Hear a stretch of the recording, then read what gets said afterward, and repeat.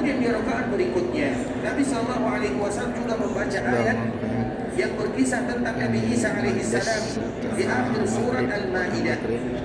Bagaimana kejadian yang terjadi kepada Nabi Isa, bagaimana kaumnya, bagaimana umatnya ketika mereka tidak mau menerima dakwahnya, ketika mereka mendustakan nabinya. Nabi SAW tidak mau umat Nabi sama dengan umat-umat sebelumnya, sehingga Nabi kembali meneteskan air mata menangis.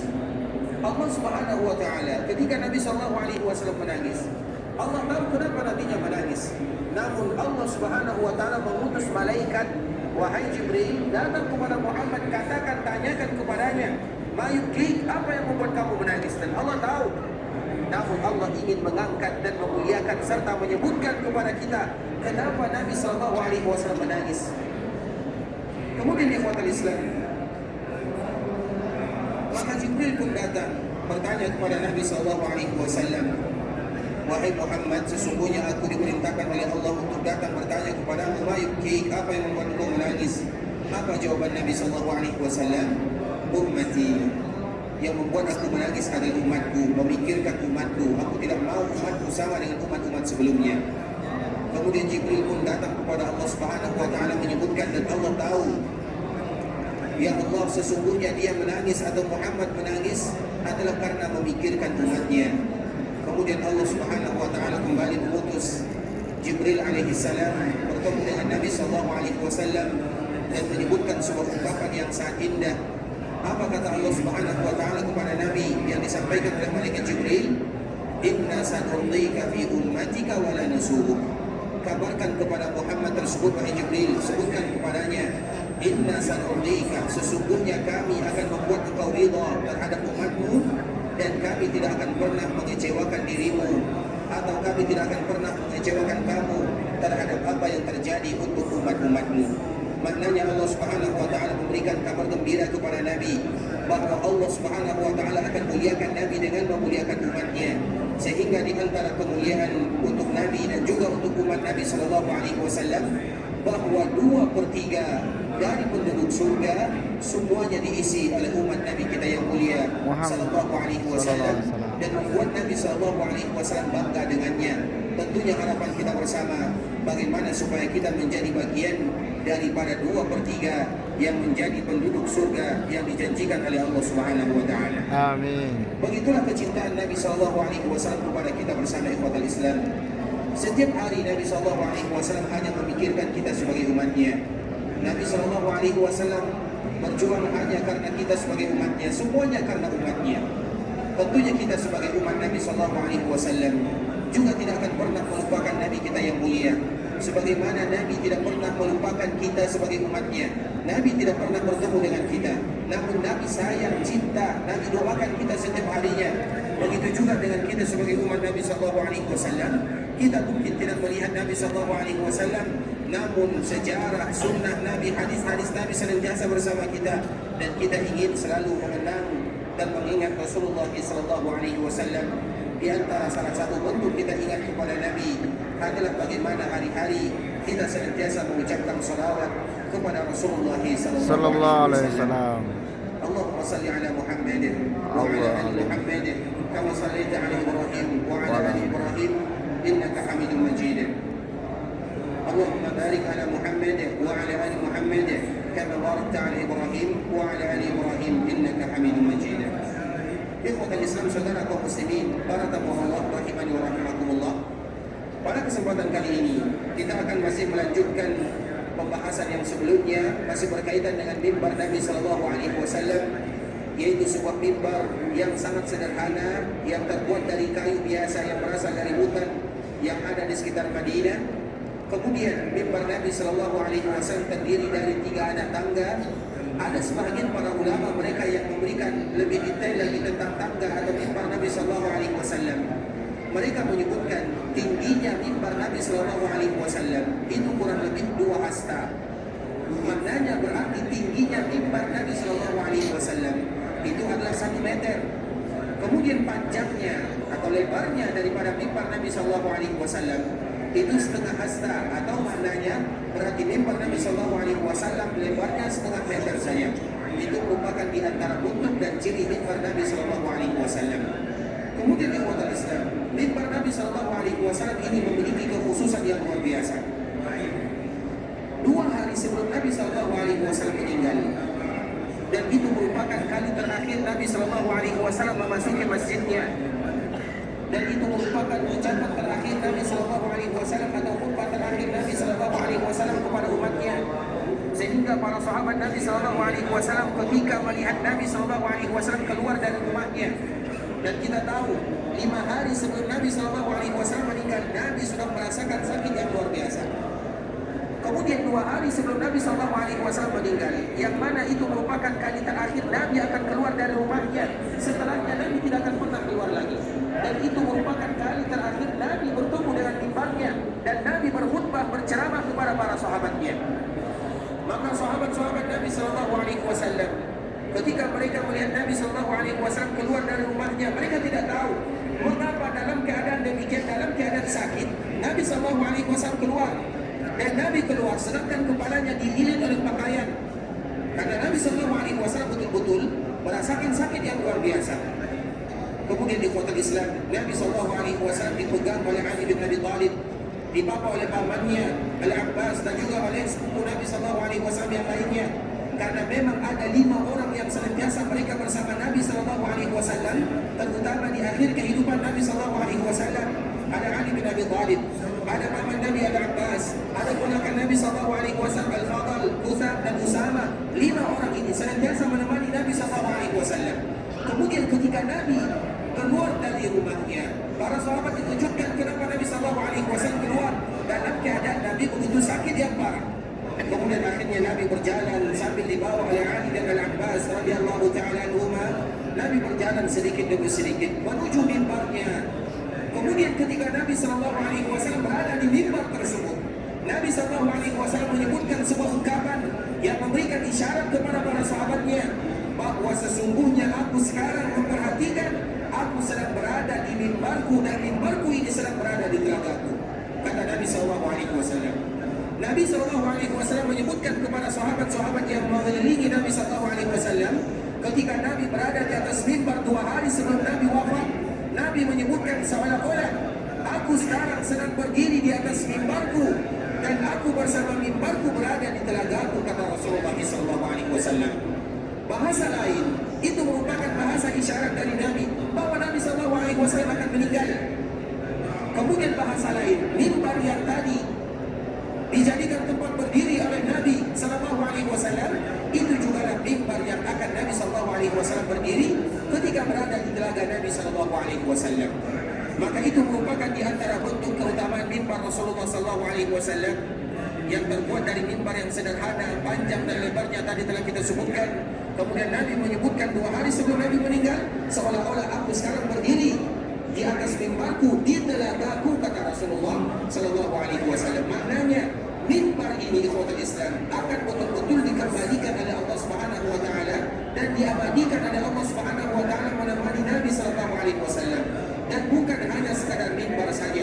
Sebahagian para ulama menyebutkan tanah tempat di mana mimbar Nabi SAW tersebut juga akan dikembalikan oleh Allah Subhanahu wa taala untuk senantiasa menemani Rasulullah SAW. Sebelumnya kita menjelaskan ikhwatul Islam, hadis Rasulullah SAW, Nabi menyebutkan ma baina baiti wa mimbari raudhatun min riyadil jannah. Di antara rumahku dan mimbarku adalah taman di antara taman-taman surga. Dan sebelumnya kita telah menjelaskan apa maknanya. Dan kalimat di antara ma baina baiti wa mimbari, di antara rumahku dan mimbarku, berarti raudhah tidak termasuk ke dalamnya rumah Nabi, dan juga tidak termasuk ke dalamnya mimbar Nabi SAW. Kita ulang lagi ya umat Islam. Nabi SAW menyebutkan ma baina baiti, di antara rumahku, wa mimbari, dan juga mimbarku, di antaranya. Seperti misalnya kita menyebutkan di antara kitab dan HP ini. Apakah kitab dan HP ini termasuk bagiannya atau tidak? Termasuk atau tidak? Tidak. Kita tahu semuanya habaina. Nabi SAW menyebutkan di antara, berarti rumah Nabi tidak masuk ke dalam mimbar Nabi SAW, karena Nabi menyebutkan habaina baiti, di antara rumahku, berarti rumah di antara keduanya, rumah Nabi dan mimbar Nabi tidak termasuk ke dalam Raudhah. Karena Nabi menyebutkan ma baina baiti wa mimbari raudhatun min riyadil jannah.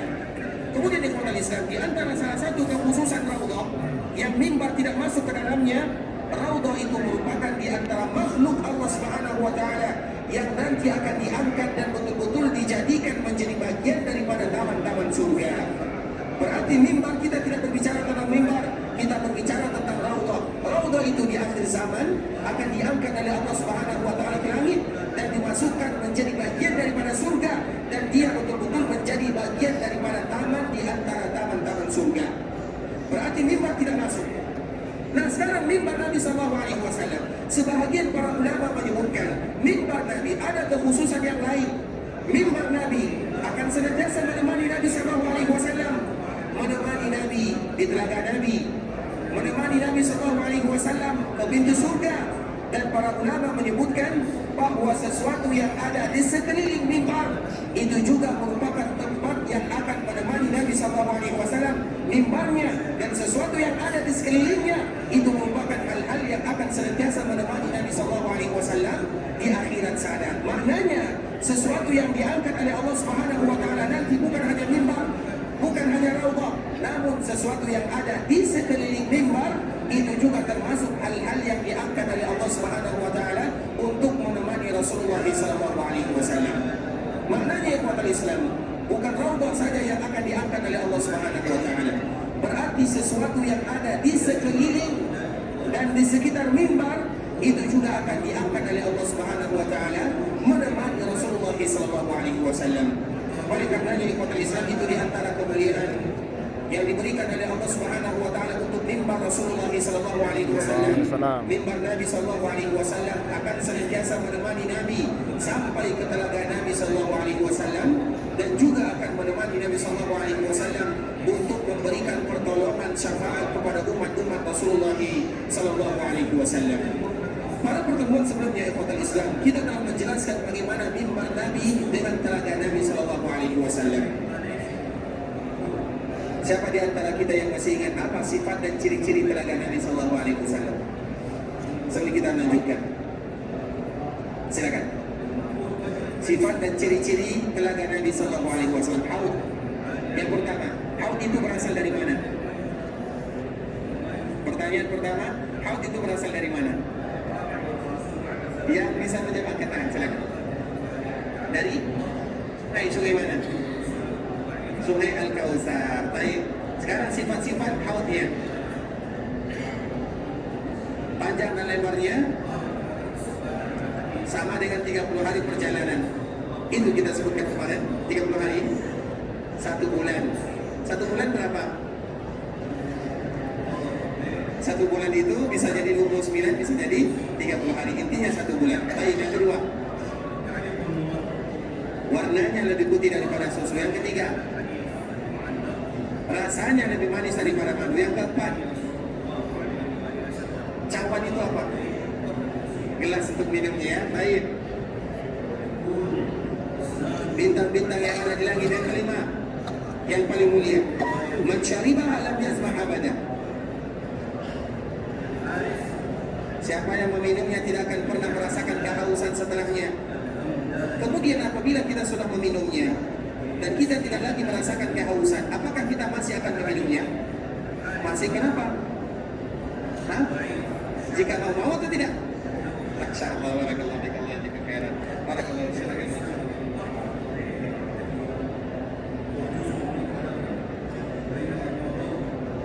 Dan ikhwatul Islam, itu merupakan di antara sifat telaga Nabi SAW. Sifat yang paling mulia, man syaribaha lam yazmah abada. Barang siapa yang bisa minum dari telaga Nabi tidak akan pernah lagi merasakan kehausan selama-lamanya. Kemudian ketika seorang hamba meminumnya, apakah setelahnya mereka akan tetap meminumnya? Iya, bukan karena jika mau, tapi taladdudan itu artinya mereka ingin mengambil kenikmatan daripada meminum daripada telaga Nabi SAW tersebut. Jadi seorang hamba ketika diberikan kesempatan, mereka tidak akan pernah berhenti untuk meminum dari telaga Rasulullah, dan telaga tersebut tidak akan pernah ada habisnya. Kemudian ikhwatul Islam, Itu di sanalah Nabi SAW bersama mimbarnya, wa mimbari ala haudi, dan mimbarku berada di telagaku, kata Rasulullah SAW. Kemudian hadis yang kedua, yang kemarin kita menyebutkan di antara salah satu mimbar Nabi SAW, inna mimbari ala turatin min tura'il jannah. Sesungguhnya mimbarku menjadi bagian pintu daripada pintu-pintu surga. Nabi SAW akan senantiasa menemani, atau mimbar Nabi akan senantiasa menemani Nabi SAW. Nah, kita akan jelaskan sedikit di khotbah Islam. Ketika terjadi hari kiamat, maka tentunya syafaat yang paling mulia yang diminta atau yang diinginkan oleh semua manusia adalah syafaat dari baginda yang mulia sallallahu alaihi wasallam. Itulah yang disebut dengan syafaatul uzma, yaitu syafaat ketika Nabi meminta izin kepada Allah untuk disegerakan hisab bagi semua manusia. Dan yang pertama kali akan dihisab adalah umat Nabi sallallahu alaihi wasallam. Sehingga Nabi sallallahu alaihi wasallam menyebutkan di khotbah Islam, nahnul akhirun al-awwalun. Kita adalah umat yang terakhir dan umat yang pertama. Apa maknanya? Kita adalah umat yang terakhir. Terakhir setelah umat Nabi tidak ada lagi umat Nabi. Setelah Nabi tidak ada lagi Nabi yang lainnya. Sebagaimana setelah umat Nabi tidak akan ada lagi umat yang lainnya. Umat yang terakhir. Namun kita adalah umat yang pertama. Umat yang pertama apa maknanya? Yaitu umat yang pertama kali dihisab. Ketika kita menjadi umat yang pertama kali dihisab, maka di sana ada dua kategori. Ada di sana kabar gembira. Namun di samping yang lain ada kabar bertakut. Kalau seandainya Allah mudahkan urusan kita, maka kita yang pertama kali masuk ke dalam surga. Tapi kalau seandainya ada di antara umat Nabi yang tidak lulus daripada ujian hisab, maka mereka yang pertama kali mencicipi neraka Allah Subhanahu wa taala. Sehingga Nabi menyebutkan nahnul akhirun al-awwalun. Kita adalah umat yang terakhir, namun kita adalah umat yang pertama kali dihisab oleh Allah Azza wa Jalla. Kemudian di khotbah Islam, ketika hisab ada yang namanya sirat. Setelah sirat ada lagi yang namanya hisab yang kedua, dan di sanalah Nabi SAW bersama mimbarnya. Hisab yang kedua ini adalah hisab yang tidak lagi menentukan antara surga dengan neraka, tidak. Hisab yang kedua adalah hisab di mana Allah Subhanahu wa taala ingin membersihkan semua hati manusia sebelum mereka memasuki surga Allah Subhanahu wa taala. Karena memang mereka yang masuk ke dalam surga tidak ada dosa, tidak ada noda, tidak ada kotoran di dalam jiwa dan hatinya, bersih. Kemudian ketika Allah Subhanahu wa taala menghisab dengan hisab yang kedua, yang mana kalau seandainya hisab yang kedua ini hanya tujuannya adalah untuk membersihkan hati manusia. Kalau seandainya masih ada di antara mereka yang belum selesai urusannya, bahkan bukan hanya manusia saja, hewan-hewan pun akan dihisab oleh Allah Subhanahu wa taala. Hanya saja perbedaannya, kalau hewan yang lainnya mereka setelahnya akan menjadi tanah, sedangkan manusia tidak. Kenapa Allah melakukan yang demikian? Untuk betul-betul menunjukkan kepada hamba dan makhluknya di antara sifat Allah Subhanahu wa taala adalah orang yang atau zat yang maha adil. Allah Subhanahu wa taala menunjukkan sifat tersebut ketika hisab yang kedua. Kemudian dikala hisab yang kedua ini khotbah Islam setelah selesai, maka di saat itulah Nabi sallallahu alaihi wasallam meminta izin kepada penjaga surga. Dan ketika Nabi sallallahu alaihi wasallam minta izin kepada penjaga surga, maka penjaga surga yang berasal dari malaikat Allah bertanya, "Kamu siapa?" Maka Nabi sallallahu alaihi wasallam menyebutkan Muhammad bin Abdullah. Apa kata malaikat penjaga surga tersebut? Ketahuilah bahwa sesungguhnya aku tidak diizinkan oleh Allah Subhanahu wa taala membuka pintu surga kecuali untuk seorang hamba yang bernama Muhammad bin Abdullah sallallahu alaihi wasallam. Maknanya surga tidak akan dibukakan oleh Allah Subhanahu wa taala, tidak diizinkan oleh Allah. Apabila ada yang mengutuk surga tidak dibukakan oleh Allah Azza wa Jalla kecuali kepada seorang hamba Muhammad bin Abdullah. Kemuliaan yang luar biasa yang diberikan oleh Allah kepada Nabi kita yang mulia sallallahu alaihi wasallam. Kemudian ketika surga dibukakan, apa yang akan dilakukan? Umat yang pertama kali masuk surga adalah umat Nabi sallallahu alaihi wasallam, dan itu juga termasuk di antara makna firman sabda Nabi sallallahu alaihi wasallam, "Nanul akhirun al-awwalun." Kita adalah umat yang terakhir dan kita adalah umat yang pertama. Apa makna umat terakhir? Apa makna umat pertama? Yaitu umat terakhir diutus oleh Allah Subhanahu wa taala dan umat yang pertama kali masuk ke dalam surga Allah Subhanahu wa taala. Maka yang pertama kali masuk ke dalam surga adalah umat Nabi sallallahu alaihi wasallam. Kemudian ketika mereka masuk ke dalam surga, apakah mereka tahu di mana posisi mereka? Karena mereka berbeda-beda posisinya. Di surga itu ikhwatal Islam ada 100 tingkatan. Antara satu tingkatan kepada tingkatan yang kedua, jaraknya ibarat langit dengan bumi. Dan di surga itu ada mi'at darajat, mi'at tingkatan. Dan setiap kita berbeda tingkatannya. Apa yang dilakukan oleh Nabi Sallallahu Alaihi Wasallam? Yang mana mimbar Nabi bersama Nabi Sallallahu Alaihi Wasallam? Apa yang Nabi lakukan? Apakah Nabi diam? Tidak. Nabi Sallallahu Alaihi Wasallam mengantarkan umatnya ke dalam surga dan memberikan kepada mereka posisi yang berhak mereka untuk menerimanya. Kemudian setelah umat Nabi Sallallahu Alaihi Wasallam masuk ke dalam surga, seolah-olah Nabi yang membimbing mereka menuju posisi mereka yang disediakan oleh Allah Azza wa Jalla. Maka apakah selesai tugas Nabi Sallallahu Alaihi Wasallam? Belum. Nabi Sallallahu Alaihi Wasallam punya tugas yang luar biasa. Dan di antara salah satu tugas Nabi Sallallahu Alaihi Wasallam adalah memberikan syafaat, dan syafaat yang paling banyak adalah syafaat untuk Nabi Sallallahu Alaihi Wasallam. Dan di antara syafaat yang diminta oleh Allah atau yang diminta oleh Nabi kepada Allah Subhanahu Wa Taala adalah syafaat untuk penduduk surga. Bagaimana Nabi memberikan syafaat kepada penduduk surga? Yang pertama, mengizinkan mereka untuk masuk ke dalam surga, itu syafaat dari Nabi. Kalau tidak diizinkan oleh Allah, maka kita tidak akan masuk ke dalam surga. Tetapi Nabi yang meminta izin kepada Allah untuk diberikan syafaat kepada umatnya agar mereka masuk ke dalam surga Allah Subhanahu Wa Taala. Dan syafaat itu ikhwatul Islam, syafaat itu di akhirat itu ada dua syaratnya. Yang pertama, izin Allah Subhanahu Wa Taala kepada yang akan memberikan syafaat. Dan Allah pasti memberikan izin kepada Nabi Sallallahu Alaihi Wasallam. Dan syarat yang kedua, yaitu ridhanya Allah Subhanahu Wa Taala kepada orang yang akan diberikan syafaat. Kita ulang lagi, syafaat itu bukan datang begitu saja, enggak, namun ada syaratnya. La yashfa'una illa liman irtada. Allah Subhanahu Wa Taala tidaklah memberikan syafaat kecuali bagi mereka yang diridhai oleh Allah Azza wa Jalla. Yang pertama syarat syafaat, Allah mengizinkan orang yang akan memberikan syafaat. Ketika Nabi akan memberikan syafaat, harus izin Allah Subhanahu Wa Taala terlebih dahulu. Kemudian yang kedua, ridha bagi mereka yang akan diberikan syafaat. Ketika Nabi ingin memberikan syafaat kepada umatnya, maka Allah harus meridai umat yang akan diberikan syafaat tersebut. Maka di antara syafaat Nabi, syafaat dibukakan pintu surga, maka umat Nabi masuk ke dalamnya. Kemudian apakah selesai? Tidak.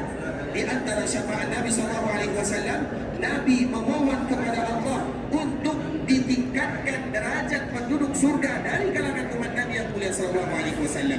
Itu juga syafaat dari Nabi. Nabi tidak ingin umatnya masuk surga begitu saja, tidak. Namun Nabi ingin derajat mereka semakin tinggi, derajat mereka semakin tinggi, sehingga Nabi meminta syafaat kepada Allah. Nabi minta izin, kemudian agar Allah memberikan keridhaan kepada penduduk surga, agar derajat mereka semakin ditinggikan dan semakin ditinggikan. Kemudian setelah Nabi SAW selesai dengan penduduk surga, apakah Nabi selesai? Tidak. Masih banyak lagi syafaat-syafaat Rasulullah SAW yang diberikan kepada umatnya, yang semuanya merupakan bentuk kecintaan Nabi SAW kepada kita sebagai umatnya. Dan pembahasan kita pada kesempatan kali ini bukan masalah syafaat, namun masalah mimbar Nabi SAW yang akan senantiasa menemani Nabi SAW. Bahkan ketika Nabi SAW memasukkan atau ketika Nabi meminta izin kepada Allah untuk dimasukkan umatnya ke dalam surga, dan Nabi berada di atas mimbarnya. Makanya Rasulullah SAW menyebutkan, Inna mimbari ala turatin min tura'il jannah. Sesungguhnya mimbarku adalah bagian daripada bagian di depan pintu surga, bagian daripada surga. Intinya mimbar Nabi SAW akan selalu dan senantiasa menemani Nabi SAW. Kemudian apa kata Rasulullah SAW? Wa ma baina mimbari wa hujrati rawdatun min riyadil jannah. Dan di antara mimbarku dan kamarku, kata Nabi SAW, adalah taman di antara taman-taman surga. Jadi yang memberikan batasan antara raudhah tersebut adalah kamar Nabi SAW, yang mana kamar Nabi itu adalah bagian daripada rumah Nabi SAW. Berarti di dalam hadis ini lebih spesifik, berarti bukan semua rumah Nabi SAW yang akan menjadi bagian daripada taman surga. Kita ulang lagi ya ikhwatul Islam, berarti bukan semua batasan rumah Nabi SAW yang ditempati oleh ibunda kita Aisyah semuanya adalah bagian batasan surga atau raudhatun min riyadil jannah. Maka dari sinilah para ulama mereka menyebutkan dari kalimat wa hujrati, dari kalimat dan di antara kamarku, kata Nabi, Disitulah para ulama nanti akan mengambil kesimpulan berapa kira-kira lebarnya mimbar Nabi Sallallahu Alaihi Wasallam. Berarti lebarnya mimbar Nabi atau lebarnya taman-taman surga atau Raudhah Syarifah tidak selebar rumah Nabi Sallallahu Alaihi Wasallam.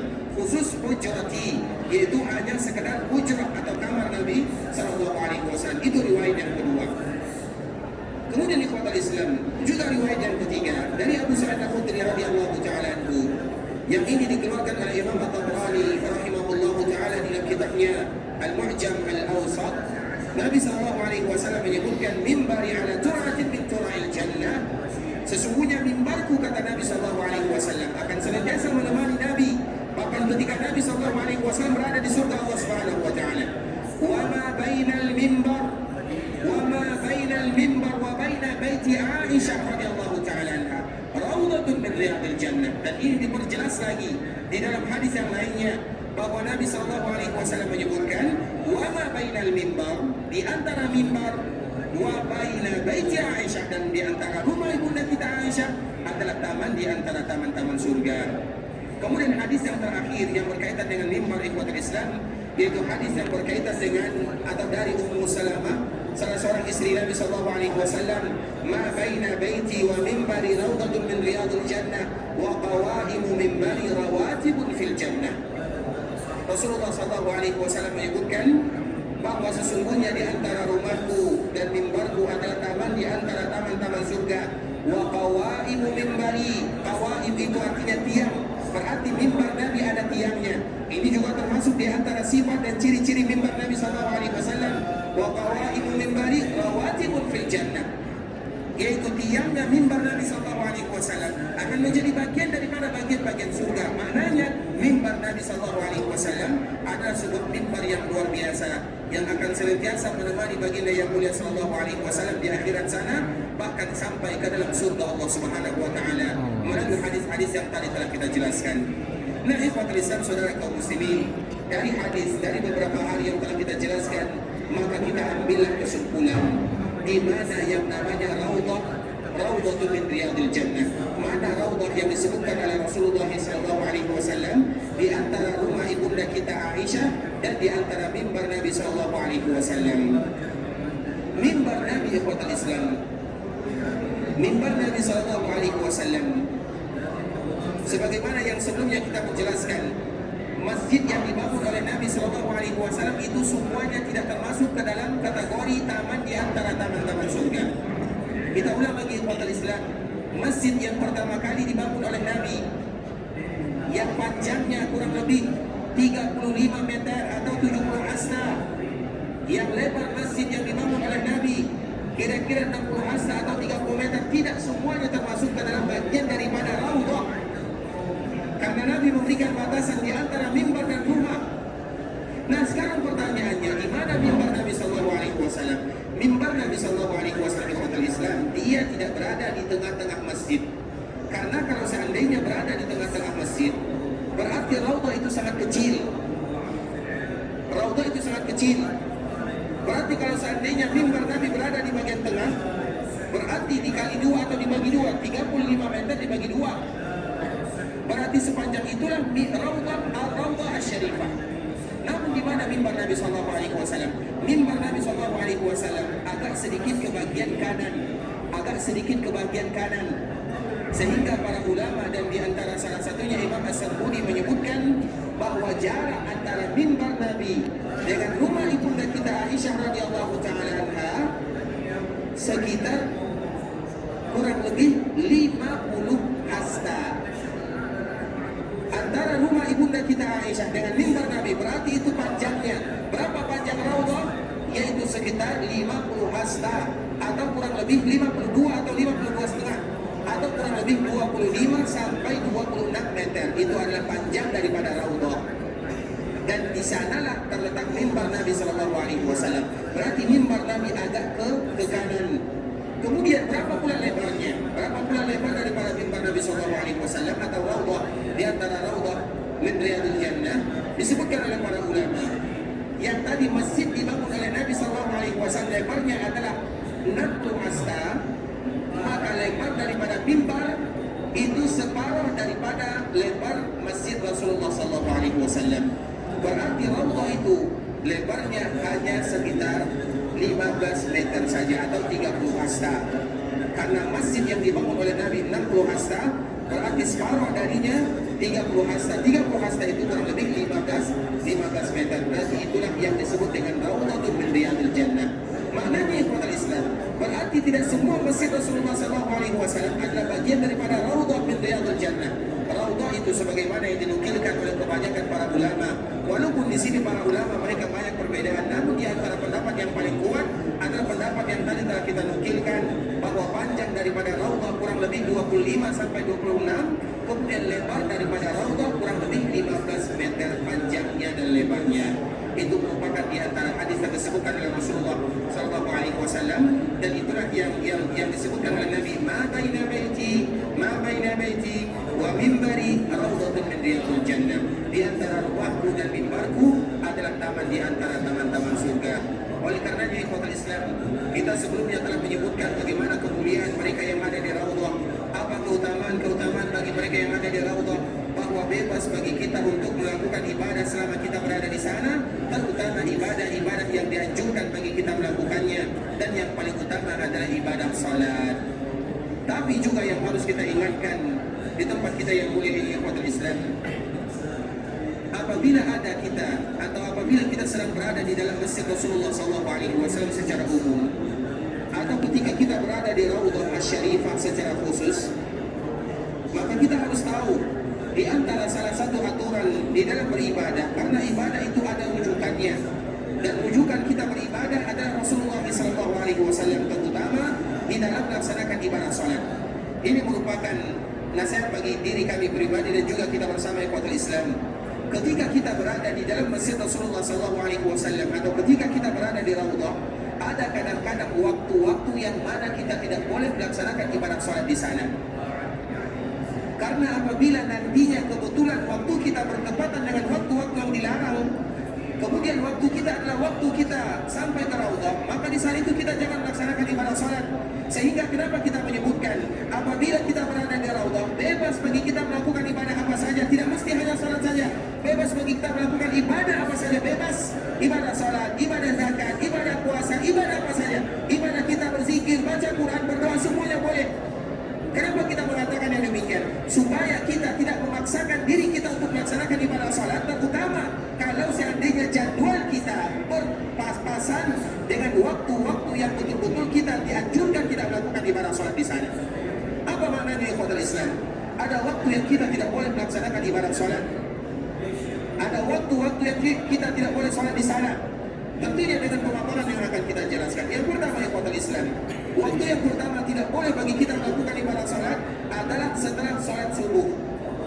Setelah kita salat subuh sampai kita menunggu matahari terbit, itu adalah waktu yang kita dilarang salat. Itu waktu yang pertama. Kemudian yang kedua, ketika matahari terbit, itu adalah waktu yang kita tidak boleh melaksanakan ibadah salat.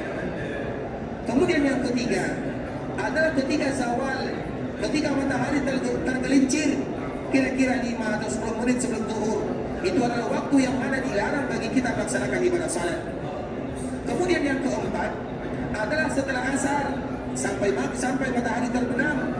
Itu adalah waktu yang dilarang bagi kita melaksanakan ibadah salat. Kemudian yang kelima adalah ketika matahari terbenam. Itu adalah waktu yang mana kita dilarang melaksanakan ibadah salat. Dari 5 waktu ini, ada 3 waktu yang betul-betul dilarang kita melaksanakan ibadah salat di sana. Sedangkan yang duanya masih ada perinciannya. Ada 3 waktu yang betul-betul dilarang bagi kita melaksanakan ibadah salat. Kapan? Yang pertama ketika matahari terbit. Makanya apabila ada di antara kita kaum muslimin yang dimudahkan oleh Allah untuk melaksanakan salat syuruk. Salat syuruk itu artinya adalah salat yang dilakukan seorang hamba ketika mereka berada di rumah Allah dengan syarat-syarat. Yang pertama, mereka harus salat subuh berjamaah. Kemudian mereka setelah salat subuh tidak berpindah dari tempat duduknya. Kemudian mereka berzikir, baca Quran, berzikir, berdoa dan yang semisalnya. Kemudian mereka tidak berhadas. Kemudian mereka salat 2 rakaat, maka mereka akan mendapatkan pahala sama dengan orang yang melaksanakan haji sempurna, hajatun tammah, haji yang sempurna. Kapan mereka melakukan salat tersebut? setelah matahari terbit, bukan ketika matahari terbit. Karena ketika matahari terbit betul-betul dilarang bagi kita melaksanakan ibadah salat secara mutlak, karena waktu itu adalah waktu yang syaitan bangga ketika seorang hamba melaksanakan ibadah salat.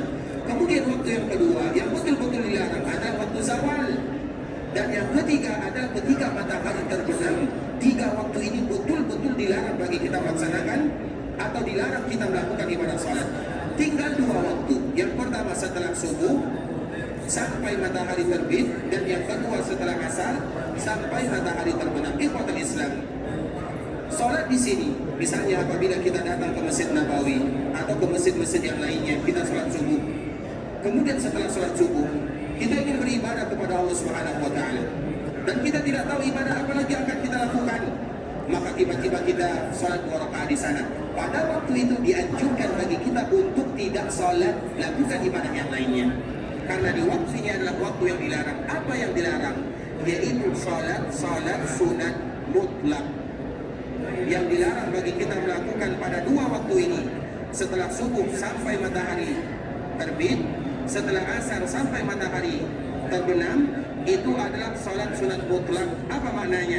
Misalnya kita berada di Masjid Nabawi setelah asar, kemudian setelah asar kita tidak pulang, kemudian kita tidak tahu apa yang akan kita lakukan di dalam Masjid Nabawi, maka kita ingin melakukan ibadah salat. Pada waktu itu tidak dianjurkan bagi kita melakukan ibadah salat, karena salat itu disebut dengan salat sunat mutlak. Sedangkan salat sunat muqayyad, salat sunat yang ada namanya, salat sunat yang terikat, maka boleh dan tetap boleh bagi kita melakukannya. Seperti misalnya setelah asar kita keluar masjid, kemudian kita masuk lagi ke dalam masjid, kita salat 2 rakaat, ada namanya, yaitu salat sunat tahiyatul masjid. Tapi kalau tidak ada namanya, dianjurkan bagi kita untuk tidak melakukan salat sunat di sana. Maka itulah disebut dengan salat sunat mutlak. Nah, ikhwatul Islam, apabila bertepatan jadwal kita pergi ke Raudhah di waktu-waktu yang dilarang bagi kita melaksanakan ibadah salat, maka jangan paksa kita untuk melaksanakan ibadah salat di sana, tapi lakukan ibadah yang lainnya. Makanya di awal-awal kita selalu menyebutkan, ketika kita berada di Raudhah, maka bebas bagi kita melakukan ibadah apa saja, tidak mesti melaksanakan ibadah salat, terutama di waktu-waktu yang kita dilarang melakukan ibadah salat di sana. Makanya boleh bagi kita berdoa, berzikir, baca Quran, lakukan ibadah apa saja. Tidak mesti bagi kita melakukan ibadah salat, walaupun ibadah yang paling mulia yang dianjurkan bagi kita melakukannya, terutama ketika kita berada di Raudhah, adalah melaksanakan ibadah salat untuk Allah Subhanahu wa taala. Kemudian juga yang kedua yang ingin kita sampaikan di kota Islam, terutama bagi kita yang membawa keluarga, bagi kita yang mungkin ada rombongan wanita, yang mana kita tahu di antara salah satu ketetapan Allah Subhanahu wa taala kepada wanita-wanita kaum muslimin adalah ada hari-hari di mana mereka dilarang oleh Allah Subhanahu wa taala beribadah, terutama ibadah salat, atau yang kita kenal mereka yang datang bulan. Dan mungkin kejadian ini dirasakan oleh sebahagian kaum muslimin ketika mereka datang ke kota Madinah, mereka dengan rombongannya, mereka dengan keluarganya. Kemudian ada sebahagian keluarga yang mereka datang bulan atau haid. Maka ketika mereka datang bulan atau ketika mereka haid, ikhwatul Islam, jangan bawa mereka masuk ke dalam Raudhah. Kita ulang lagi, ikhwatul Islam. Ketika ada seorang wanita yang berhalangan, keluarga kita, putri kita, istri kita, walaupun kita tahu kesempatan ke Raudhah itu hanya satu kali, terutama di zaman sekarang ini susah untuk masuk ke Raudhah. Kemudian tiba-tiba ada seorang wanita, keluarga kita misalnya, tidak mungkin kita melewatkan Raudhah begitu saja. Kemudian akhirnya mereka memaksakan dirinya, padahal mereka berhalangan. Maka pada waktu itu, ikhwatul Islam, ketahuilah, jangan pernah memasukkan wanita-wanita yang mereka sedang berhalangan ke rumah Allah Subhanahu wa taala, terutama di tempat yang paling mulia yang kita kenal dengan Raudhah Asy-Syarifah. Memang berat, ikhwatul Islam, berat, terutama mereka yang pertama kali datang ke tanah suci. Kemudian tiba-tiba mereka datang ke Mekah atau datang ke Madinah, mereka ingin pergi ke Raudhah yang mulia, tiba-tiba mereka berhalangan. Maka apakah mungkin mereka tidak datang ke Raudhah? Pada saat itu, ikhwatul Islam, jangan mereka datang, karena Nabi SAW yang melarang. Dan ketahuilah, ketika seorang wanita mereka tidak beribadah, dikala mereka berhalangan, tidaknya beribadah maka wanita tersebut adalah ibadah itu sendiri. Kita ulang lagi, ikhwatul Islam, seorang wanita yang berhalangan, kemudian mereka tidak salat, kemudian mereka tidak puasa, tidak mereka berpuasa, tidaknya mereka salat, itu adalah bagian daripada ibadah itu sendiri. Karena ibadah itu ada ibadah dengan melakukan sesuatu, ada ibadah dengan meninggalkan sesuatu. Seorang wanita yang berhalangan, kemudian mereka tidak masuk ke Raudhah. Ketika mereka tidak masuk ke Raudhah, maka itu adalah ibadah yang tidak semua orang sanggup untuk melakukannya. Ketika mereka tidak masuk ke Raudhah, kenapa mereka tidak masuk ke Raudhah? Karena Nabi SAW yang melarangnya. Kemudian mereka tidak masuk ke dalam Raudhah karena mereka sedang berhalangan ketetapan yang Allah sebutkan untuk wanita-wanita kaum muslimin atau wanita anak-anak. Maka ketika mereka tidak masuk ke Raudhah, itu adalah bagian daripada ibadah itu sendiri yang bisa jadi pahala mereka lebih banyak dibandingkan dengan mereka yang masuk ke dalam Raudhah. Karena berarti kota Islam. Oleh karenanya itu merupakan di antara nasihat yang kita ingin sampaikan. Memang berat, memang terutama wanita-wanita kaum muslimin ketika mereka datang ke Madinah, kemudian ada jadwal mereka sudah ditentukan dari pihak rombongan, tiba-tiba mereka datang bulan yang mana tidak memungkinkan mereka ikut bersama rombongan. Ketahuilah itu adalah bagian daripada ibadah yang tidak boleh bagi kita untuk mengizinkan atau untuk mengikutkan mereka dengan rombongan masuk ke dalam Raudhah Asy-Syarifah, karena memang tidak boleh seorang wanita yang berhalangan memasuki rumah Allah Subhanahu wa taala kecuali dengan alasan-alasan yang betul-betul diizinkan oleh Allah Subhanahu wa taala dan juga yang diizinkan oleh Rasulullah sallallahu alaihi wasallam. Ikhwatul Islam, saudara kaum muslimin, para tamu Allah rahimani wa rahimakumullah, ini merupakan pembahasan yang berkaitan dengan Raudhah Asy-Syarifah, yaitu di antara bagian daripada Masjid Rasulullah sallallahu alaihi wasallam, dan Raudhah itu berada di dalam Masjid Nabawi, dan Masjid Nabawi itu lebih luas daripada Raudhah, dan Masjid Nabawi itu akan senantiasa dilakukan perluasan demi perluasan, bahkan sampai kapanpun kalau seandainya dilakukan perluasan untuk Masjid Rasulullah sallallahu alaihi wasallam, maka namanya tetaplah disebut dengan Masjid Rasulullah sallallahu alaihi wasallam. Makanya kenapa kita sengaja membedakan mana Raudhah, mana Masjid Nabawi? Karena Raudhah itu adalah sesuatu yang tidak bisa berubah, sesuatu yang tidak bisa ditambah. Raudhah adalah Raudhah. Panjangnya 25, panjangnya akan tetap 25 sampai hari kiamat. Panjangnya tetap akan 25. Lebarnya 15, lebarnya akan tetap 15 sampai hari kiamat. Dia tidak akan pernah berubah. Sedangkan Masjid Nabi SAW, kenapa ada perbedaan antara Raudhah dengan Masjid Nabawi? Karena Masjid Nabawi adalah masjid yang akan senantiasa berubah. Di zaman Nabi panjangnya hanya 35. Di zaman kita panjangnya berapa? Mungkin bisa jadi 1 kilo, 2 kilo, 3 kilo, kita tidak tahu. Sehingga itu merupakan di antara bentuk alasan kenapa kita ingin membedakan pembahasan antara Raudhah dengan Masjid Nabawi. Karena Raudhah sesuatu yang tidak bisa berubah, sedangkan Masjid Nabawi sifatnya adalah sesuatu yang berubah. Apa makna berubah?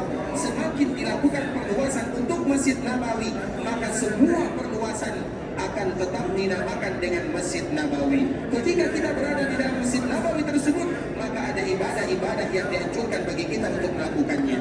Sehingga kita ikhwatul Islam, ketika kita berada di tempat ini, atau apabila ada saudara kita yang berada di luar sana, yang mereka masih berada di dalam pagar Masjid Nabawi, maka semuanya tetap disebut dengan Masjid Nabawi.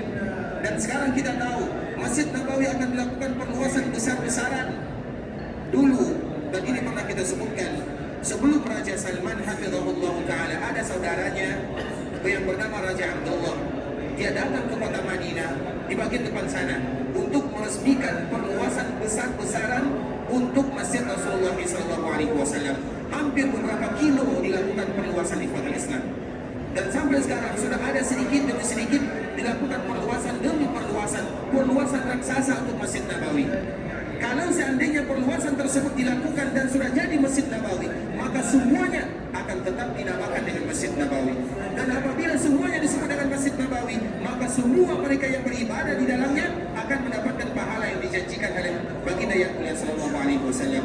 Apa pahala ya ikhwatul Islam? Salah satunya adalah ibadah. Karena ketika kita berada di dalam Masjid Nabawi, ikhwatul Islam, semua ibadah, bukan hanya di Masjid Nabawi. Ketika kita berada di tanah haram, yang mana di antara bentuk salah satu tanah haram itu adalah Masjid Rasulullah. Apabila kita melakukan ibadah di sana, maka akan dilipat gandakan pahalanya oleh Allah Subhanahu wa taala. Bukan hanya salat, semuanya. Misalnya kita berada di tanah haram, terutama berada di Masjid Nabawi.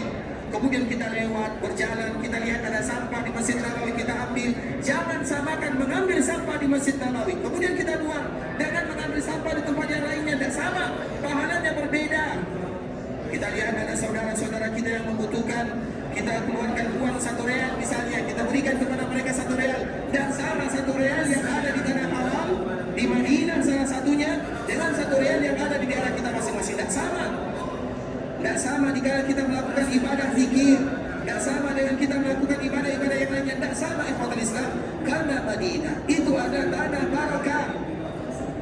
Ketika kita beribadah di tanah yang barakah, maka pahala yang disebutkan oleh Allah Subhanahu wa taala juga berbeda, tidak akan sama. Walaupun Allah Subhanahu wa taala tidak menentukan berapa pahala yang akan dijanjikan. Bukankah Madinah merupakan tanah barakah? Bukankah Nabi sallallahu alaihi wasallam berdoa kepada Allah, Allahumma barik lana fi madinatina. Ya Allah, berikan keberkahan terhadap kota Madinah kami. Bahkan keberkahan kota Madinah sebagaimana di dalam riwayat yang lainnya, apa kata baginda yang mulia? Allahumma ja'al bil madinati di'fai ma bi Makkah minal barakah. Kita ulang lagi hadisnya ikhwatul Islam, hadis yang luar biasa. Sehingga kita akan tahu betapa luar biasanya kota Madinah, yang apabila kita beribadah di dalamnya jangan pernah kita samakan ketika kita beribadah di luarnya. Nabi berdoa kepada Allah, Allahumma ja'al bil madinati di'fai ma bi Makkah minal barakah. Apa artinya? Ya Allah, jadikan di kota Madinah di'fai. Di'fai itu artinya 2 kali lipat keberkahan yang ada di Mekah. Mekah secara umum kota yang paling dicintai oleh Allah Subhanahu wa taala, kota yang paling dicintai oleh Nabi sallallahu alaihi wasallam. Namun ada beberapa sisi yang menunjukkan kelebihan Madinah. Salah satunya barakah. Keberkahan yang ada di Madinah 2 kali lipat dibandingkan dengan keberkahan yang ada di Mekah. Kenapa demikian? Nabi yang berdoa kepada Allah. Bahkan juga di dalam riwayat yang ketiga, tadi 2 riwayat yang kita sebutkan. Dalam riwayat yang ketiga, ya Allah jadikan dalam satu keberkahan akan melahirkan keberkahan yang lainnya. Misalnya kita beribadah, diberikan keberkahan oleh Allah Subhanahu wa taala, maka Nabi meminta lahirkan lagi keberkahan yang lainnya. Berarti keberkahan yang ada di Madinah 2 kali lipat. Ketika kita beribadah kepada Allah di tanah yang penuh dengan barakah, pahalanya tidak akan sama dikala kita beribadah kepada Allah di tanah yang tidak pernah ada jaminan keberkahannya.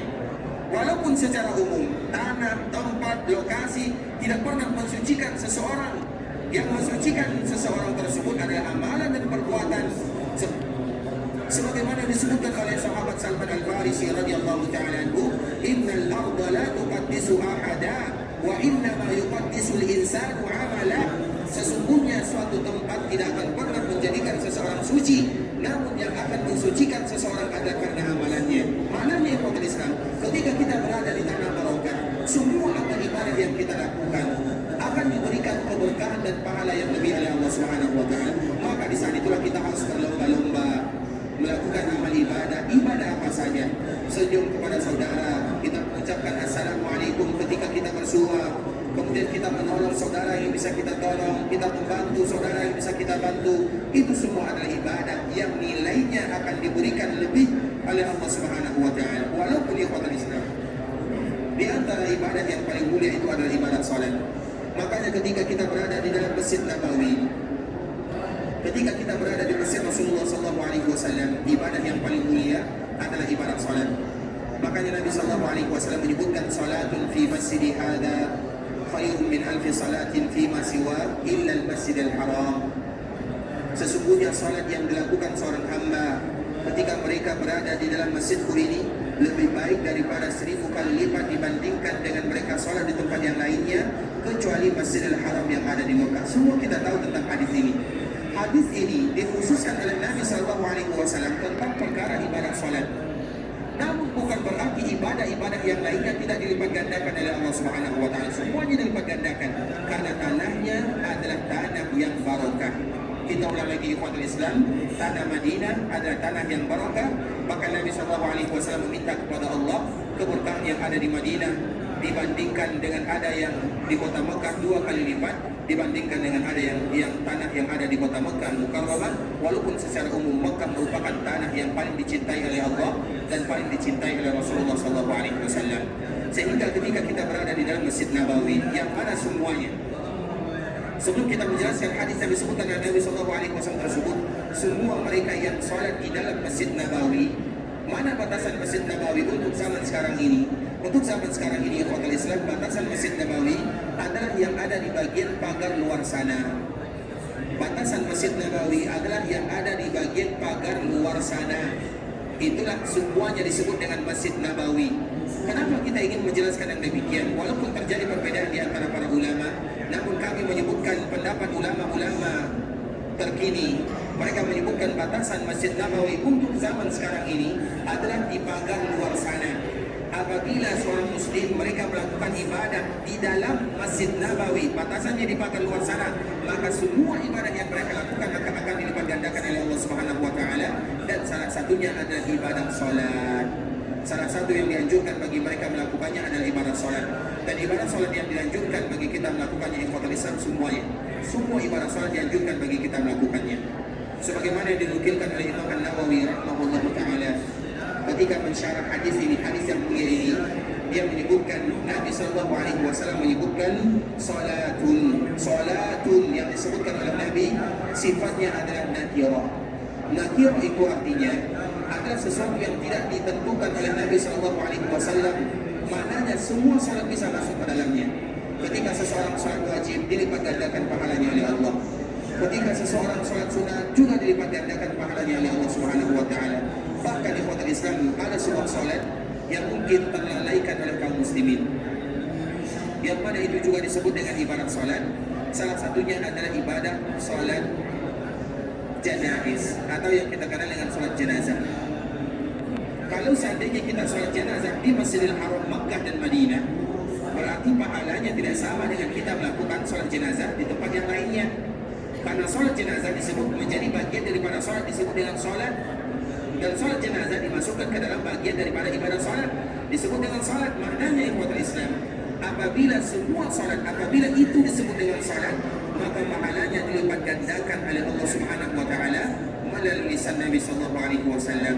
Sehingga kita jangan pernah menganggap remeh ibadah salat tersebut ketika kita berada di dalam Masjid Nabawi. Makanya bagi mereka yang datang ke Masjid Nabawi, terutama bagi mereka yang jarang datang, bagi kita yang berziarah, dan rata-rata semua kita yang ada di sini adalah mereka yang berziarah, dianjurkan bagi kita memperbanyak salat di dalam Masjid Rasulullah sallallahu alaihi wasallam.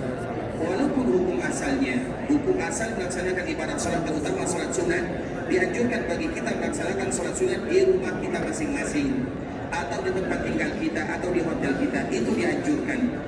Karena Nabi sendiri, Nabi sallallahu alaihi wasallam yang rumahnya berada di samping Masjid Nabawi, Nabi setiap kali melakukan salat sunat itu di rumahnya, bukan di dalam masjid. Maka tidak pernah kita melihat Nabi sallallahu alaihi wasallam melakukan salat sunat di dalam masjid. Nabi melakukan salat sunat di dalam rumahnya. Sehingga apabila ada di antara kita yang salat sunat di rumahnya, di hotelnya, maka dilipat gandakan pahalanya oleh Allah Subhanahu wa taala. Namun bagi kita yang jarang-jarang datang ke kota Madinah, atau yang disebut dengan zuhur, bagi mereka yang berziarah ke kota Madinah, mungkin mereka berada di dalamnya hanya 3 hari, 4 hari, 5 hari, atau 6 hari, maka dianjurkan bagi mereka untuk memperbanyak salat di dalam Masjid Nabawi.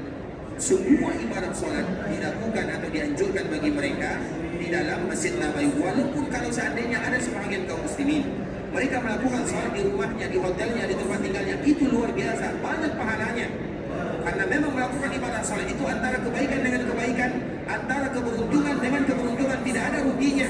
Mau kita salat sunat di dalam Masjid Nabawi, mau kita salat sunat di tempat tinggal kita, di hotel kita, semuanya beruntung. Namun dianjurkan bagi mereka yang pendatang atau penziarah atau mereka yang berziarah untuk memperbanyak salat di dalam Masjid Nabawi. Apa gunanya? Apa tujuannya?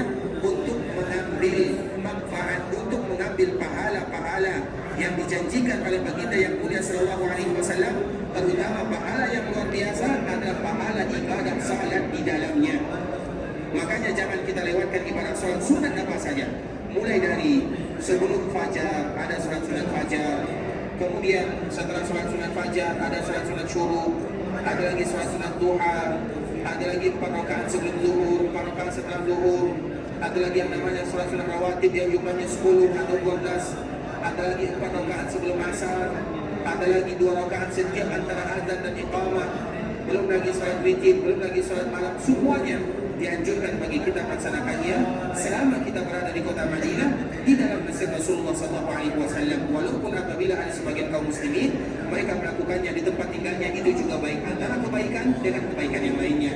Namun dikhususkan bagi mereka yang berziarah, terutama sebahagian fatwa para ulama untuk mendapatkan keberkahan daripada Masjid Rasulullah SAW, yang dijanjikan pahala yang luar biasa oleh Allah Subhanahu wa taala. Tentang masalah hadis ini ikhwatul Islam, hadis yang menyebutkan kepada kita bersama salatun fi masjidi hadza khairun min alfi salatin fi ma siwa illa al-masjidil haram akan kita jelaskan panjang lebar pada pertemuan-pertemuan berikutnya insyaallah taala, dan semoga Allah Subhanahu wa taala memberikan manfaat kepada kita bersama terhadap pemaparan yang telah kita jelaskan, dan semoga dengan pemaparan yang telah kita jelaskan Allah Subhanahu wa taala berikan kepada kita ilmu yang bermanfaat, kemudian amalan-amalan yang diterima oleh Allah Subhanahu wa taala, karena memang tujuan kita mendengarkan ayat-ayat Allah dan juga hadis Nabi sallallahu alaihi wasallam agar bagaimana kita bisa menerapkan dan melaksanakan dalam kehidupan sehari-hari, dan itulah ilmu yang sebenarnya. Sehingga di antara doa yang senantiasa dianjurkan bagi kita untuk mengucapkannya, Allahumma inna nas'aluka ilman nafi'an wa rizqan thayyiban wa 'amalan mutaqabbala.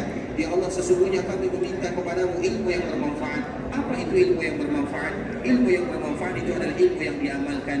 Ilmu yang tidak diamalkan artinya adalah ilmu yang tidak bermanfaat. Tujuan daripada kita menyampaikan ayat-ayat Al-Quran dan hadis-hadis Rasulullah SAW agar kita mendapatkan manfaat daripada agama atau Al-Quran dan juga hadis Rasulullah SAW. Tentunya ikhwatul Islam yang benar dari Allah Subhanahu wa taala, yang salah dari diri kami pribadi karena kurangnya ilmu kami, karena kebodohan dan kejahilan kami mohon dimaafkan kalau seandainya ada kata-kata yang salah, kata-kata yang kurang berkenan di hati, dan insyaallah kembali akan kita lanjutkan pertemuan pada pertemuan berikutnya insyaallah taala, dan selalu kita mengingatkan kepada kita bersama sebuah hadis yang sangat mulia, yang sangat indah ikhwatul Islam, hadis yang dikeluarkan oleh Ibnu Majah di dalam kitabnya Sunan, yang dikeluarkan atau dari sahabat Abu Hurairah radhiyallahu taala anhu. Rasulullah sallallahu alaihi wasallam menyebutkan, "Man jaa masjidi hadza lam ya'tihi illa li khairin yata'allamu wa yu'allimu fa huwa bi manzilati al-mujahid fi sabilillah wa man jaa li ghairi dhalika fa huwa bi manzilati ar-rajul yanzuru ila mata'i ghairi." Barang siapa yang datang ke Masjid Nabawi, ke dalam Masjid Rasulullah sallallahu alaihi wasallam untuk mengambil kebaikan-kebaikan yang ada di dalamnya, untuk belajar agama Allah Subhanahu wa taala, untuk lebih dekat dengan Allah dan mengenal Allah, untuk mengenal Rasulullah sallallahu alaihi wasallam, maka mereka ibarat orang yang sedang berjihad di jalan Allah Subhanahu wa taala. Namun barang siapa yang datang ke Masjid Nabawi, mereka tidak menyempatkan waktunya untuk belajar agama, maka mereka ibarat orang-orang yang hanya memperhatikan perhiasan warisan yang dibawa pulang oleh saudara-saudaranya. Karena semua mereka yang belajar mengambil ilmu, baik itu satu ayat ataupun satu hadis di dalam Masjid Nabawi, semuanya adalah orang yang mengambil warisan dari Nabi sallallahu alaihi wasallam, dan kita tidak mau menjadi orang-orang yang tidak membawa pulang warisan Rasulullah sallallahu alaihi wasallam. Ikhwatul Islam, saudara kaum muslimin, para tamu Allah rahimani wa rahimakumullah, kita senantiasa berharap kepada Allah Subhanahu wa taala agar Allah Subhanahu wa taala ampunkan dosa kita bersama, agar Allah ampunkan dosa orang tua kita. Kalau ada di antara mereka yang masih hidup, semoga Allah panjangkan umurnya dalam keadaan beribadah kepada Allah Subhanahu wa taala. Kalau ada di antara orang tua kita yang sudah meninggal, semoga Allah jadikan perkuburan mereka taman di antara taman-taman surga. Semoga Allah ampunkan dosa saudara-saudari kita, keluarga kita, guru-guru kita, orang-orang yang pernah melakukan kebaikan kepada kita dan seluruh kaum muslimin. Kalau ada di antara kita yang terkena musibah, semoga Allah lapangkan. Kalau ada di antara kita yang sakit, semoga Allah sehatkan. Kalau ada di antara kita yang berhutang, semoga Allah lunaskan. Kalau ada di antara saudara kita yang meninggal, semoga Allah ampunkan. Kalau ada di antara kita yang ingin meninggalkan Madinah untuk pergi ke Mekah, semoga Allah mudahkan urusannya. Allah kabulkan semua permintaannya, Allah terima semua ibadahnya, Allah jadikan umrahnya adalah umrah yang mabrurah, sa'inya adalah sa'i yang masykur, dan dosanya adalah dosa yang maghfur. Kalau ada di antara kita yang ingin pulang ke kampung halaman, semoga Allah jaga kita, jaga keluarga kita, dan Allah kembali kumpulkan kita dalam keadaan sehat wal afiat. Allahumma taqabbal minna salatana wa siyamana wa du'ana wa ruku'ana wa sujudana wa kulla ibadatina ya Allah, innaka antas sami'ul 'alim wa tub 'alaina innaka antat tawwabur rahim. Allahumma inna nas'aluka الثبات في الأمر والعزيمة على الرشد. اللهم إنا نسألك موجبات رحمتك وعزائم مغفرتك. اللهم إنا نسألك حسن عبادتك وشكر نعمتك. اللهم إنا نسألك قلبا سليما ولسانا صادقا. اللهم ربنا ظلمنا أنفسنا وإن لم تغفر لنا وترحمنا لنكونن من الخاسرين. ربنا آتنا في الدنيا حسنة وفي الآخرة حسنة وقنا عذاب النار. وصل اللهم وسلم على نبينا وحبيبنا وخليلنا محمد وعلى آله وصحبه وسلم تسليما كثيرا. سبحان ربك رب العزة عما يصفون وسلام على المرسلين والحمد لله رب العالمين. والسلام عليكم ورحمة الله وبركاته. Demikianlah kajian dengan Syekh di Madinah, membahas Malaysia tentang keutamaan nih karena semoga dampaknya. Assalamualaikum warahmatullahi wabarakatuh.